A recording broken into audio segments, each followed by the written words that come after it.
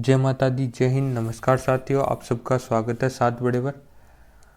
माँ चंद्रघंटा को प्रणाम। आज माँ चंद्रघंटा का दिन है, नवरात्रि का तीसरा दिन है साथियों। ठीक है, तो ये माँ चंद्रघंटा का दिन होता है। तो माँ चंद्रघंटा को हाथ जोड़कर प्रणाम करते हुए हमारी यही कामना रहेगी कि सबको माँ खुश रखे, सबको सुख संपत्ति, सबको बल बुद्धि और विद्या प्रदान करें। तो चलिए हम अपनी क्लास स्टार्ट करते हैं। क्लास में साथियों जो हमारी विश्वास सीरीज है वह चल रही है, जिसकी आज 13वीं क्लास हो रही है साथियों। कुल 30 क्लास होगी, जिसमें हम 20-25 क्वेश्चन जीके जीएस के डिस्कस करते हैं। और जीके और जीएस की जो नींव है उसको मजबूत करने के लिए महत्वपूर्ण क्लासें होती है। तो क्लास का पहला सवाल है कि निम्न में से कौन सा जो कथन है वह सही है कि यजुर्वेद गद्य और पद्य दोनों में यजुर्वेद को भारतीय संगीत का जनक कहा जाता है, यजुर्वेद जादू टोने की जानकारी मिलती है, या यजुर्वेद सबसे नया वेद है। तो इसमें से कौन सा कथन जो सत्य कथन है उसको आपको पहचानना है साथियों। तो इसमें जो सत्य कथन है वह है कि यजुर्वेद है वह गद्य और पद्य दोनों में है। और जो ये जो लिखा हुआ है कि भारतीय संगीत का जनक किसे कहा जाता है, तो यह सामवेद को कहते हैं। नोट कर लीजिए आप, सामवेद। अब है कि यजुर्वेद में जो जादू टोने की जानकारी है, तो ये भी गलत है साथियों। इसका सही जवाब होगा अथर्ववेद। अथर्ववेद में जादू टोने की जानकारी है। और सबसे जो नया वेद है वह अथर्ववेद है, सबसे बाद का वेद। ठीक है। फाइयांग किसके शासनकाल में भारत आया था, तो हर्षवर्धन, चंद्रगुप्त द्वितीय या समुद्रगुप्त। तो सही जवाब होगा चंद्रगुप्त द्वितीय के समय भारत आया था। अगले क्वेश्चन की ओर बढ़ेंगे। सबसे प्राचीन पुराण कौन सा है साथियों, ये आपको बताना है। मत्स्य पुराण, अग्नि पुराण, गरुड़ पुराण या विष्णु पुराण। तो सही जवाब होगा इसका मत्स्य पुराण है, वैसे प्राचीनतम पुराण यह मत्स्य पुराण है और सबसे प्रामाणिक भी मत्स्य पुराण है। अगर आपसे पूछ ले कि कुल पुराणों की संख्या कितनी है, तो 18 कुल पुराणों की संख्या है। वेदों की संख्या 4 है साथियों, 4 वेद और 18 पुराण।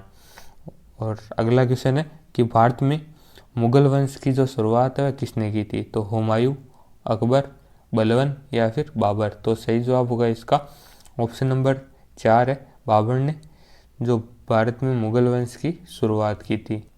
अगला क्वेश्चन है कि भगत सिंह ने सेंट्रल असेंबली में बम कब फेंका था, 8 अप्रैल 1928, 6 अगस्त 1921 या 8 अगस्त 1928 या फिर 8 अप्रैल 1929। तो सही जवाब होगा इसका 8 अप्रैल 1929 में साथियों भगत सिंह ने असेंबली में बम फेंका था। अति महत्वपूर्ण सवाल रहेगा। अगर आपसे पूछ ले कि ये जो भगत सिंह जी का जन्म है ये कब हुआ था, तो इसका राइट आंसर क्या होगा साथियों, तो 28 सितंबर 1907 में भगत सिंह जी का जन्म हुआ था। अब है कि प्रथम जैन संगति कहाँ हुई है, ये तो बौद्ध संगति तो आप सबको पता होगी कि प्रथम जो बौद्ध संगति है वह कहाँ हुई थी, द्वितीय कहाँ हुई थी और तृतीय। चारों महत्वपूर्ण है, 4 बौद्ध संगतियाँ हुई थी, चारों महत्वपूर्ण है।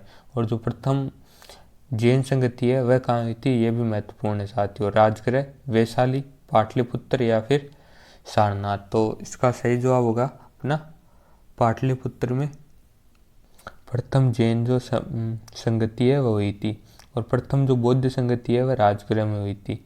सेकंड कहाँ हुई थी, तो सेकंड हुई थी वैशाली में बौद्ध संगति। ठीक है। थर्ड पाटलिपुत्र में हुई थी और जो फोर्थ है वह कुंडलवन कश्मीर में हुई थी। ये भी आपको ध्यान रखना है। कलिंग राजा खारवेल से संबंधित अभिलेख है, तो जूनागढ़ अभिलेख, हाथी गुफा अभिलेख, ऐहोल अभिलेख या फिर मंदसौर अभिलेख। तो सही जवाब होगा इसका हाथी गुफा अभिलेख है साथियों। यह कलिंग राजा खारवेल से संबंधित है। मोस्ट इम्पोर्टेंट सवाल है, लगा लीजिए इसको, डबल स्टार मार कर लीजिए। अब है कि ये जो महात्मा बुद्ध का जन्म है वह कब हुआ था, तो 560 ईसा पूर्व, 540 या 563 ईसा पूर्व या फिर 512 ईसा पूर्व। तो सही जवाब इसका क्या होगा, 563 ईसा पूर्व में महात्मा बुद्ध का जन्म हुआ था। और 540 ईसा पूर्व को जो महावीर स्वामी है इनका जो जन्म है वह 540 को हुआ था, महावीर स्वामी का जन्म। नोट कर लेना, जो मैं पॉइंट बता रहा हूँ महत्वपूर्ण पॉइंट रहते हैं तभी नोट कराता हूँ। तो चलिए आगे बढ़ते हैं। सिकंदर किसका शिष्य था दोस्तों? तो चाणक्य का, सेल्यूकस का, अरस्तु का या फिलिप का? तो सही जवाब क्या होगा इसका? अरस्तु का ये शिष्य था सिकंदर।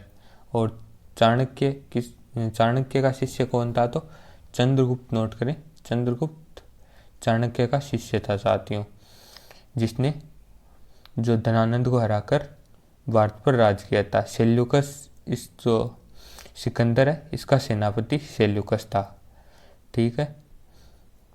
और फिलिप कौन था साथियों? जो सिकंदर का पिता है उसका नाम फिलिप है, ठीक है। सिकंदर के पिता। सभी जो पॉइंट है उनको नोट करें। सिंधु घाटी सभ्यता की खोज कब हुई थी? 1921, 1922, 1923 या 1920? तो सही जवाब होगा इसका 1921 में सिंधु घाटी सभ्यता की खोज हुई है साथियों, नोट कर लीजिए इसको। अगले क्वेश्चन में बढ़ रहे हैं। राजतरंगिणी पुस्तक के कहाँ के राजाओं का वर्णन है? तो किस राजाओं का इतिहास उसमें लिखा गया है? तो मगध के, पश्चिम के राजाओं का, या फिर कश्मीर के राजाओं का, या फिर दक्कन के राजाओं का? तो इसमें सही जवाब होगा जो राजतरंगिणी पुस्तक है साथियों, इसमें ये लिखा हुआ है कश्मीर के राजाओं का। और ये किन के द्वारा लिखी गई है? तो ये लिखी गई है साथियों कल्हण के द्वारा। कल्हण इसके लेखक है राजतरंगिणी पुस्तक की। फिर है कि निम्न में से कौन लाख बख्श के नाम से जाना जाता है, या किसे कहा जाता है लाख बख्श? तो अलाउद्दीन खिलजी को, बलबन को, नसीरुद्दीन महमूद को, या फिर कुतुबुद्दीन ऐबक को? तो इसका सही जवाब क्या होगा साथियों?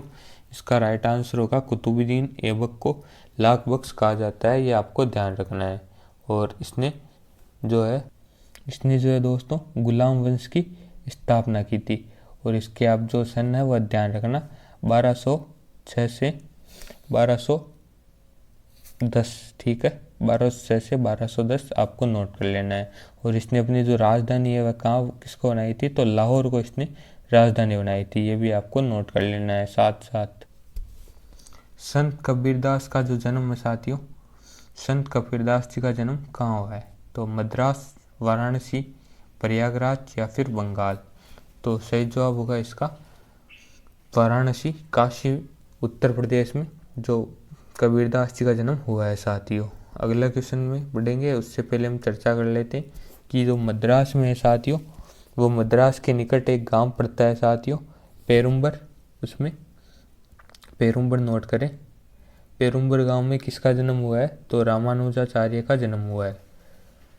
ये भी इम्पोर्टेंट पॉइंट है, रामानुजाचार्य महत्वपूर्ण है। और इनकी जो भी प्रतिमा है वह कहाँ पर है? तो इसको क्या कहते हैं? स्टैच्यू ऑफ इक्वलिटी कहते हैं, और हैदराबाद में। ये भी आपको नाम नोट कर लेना है, बैठी हुई प्रतिमा है इनकी। प्रयागराज में किनका जन्म हुआ है साथियों? तो संत जो रामानंद है इनका जन्म प्रयागराज में हुआ है, ये भी आपको नोट कर लेना है, रामानंद।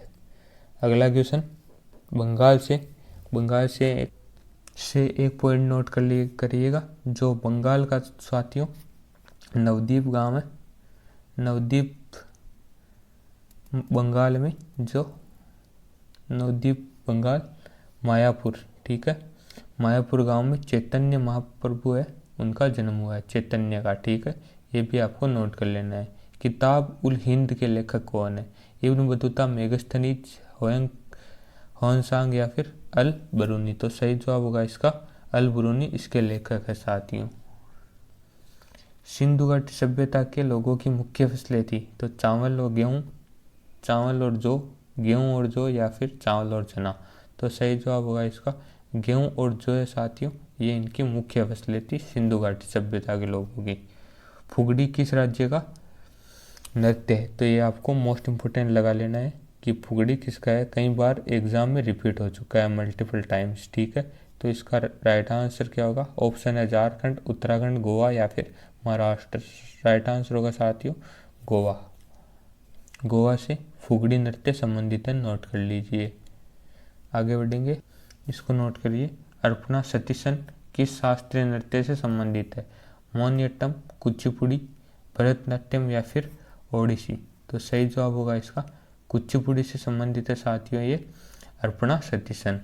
आगे है कि चाड़ी पर्व किस राज्य का त्यौहार है, मध्य प्रदेश, उत्तर प्रदेश, झारखंड या असम।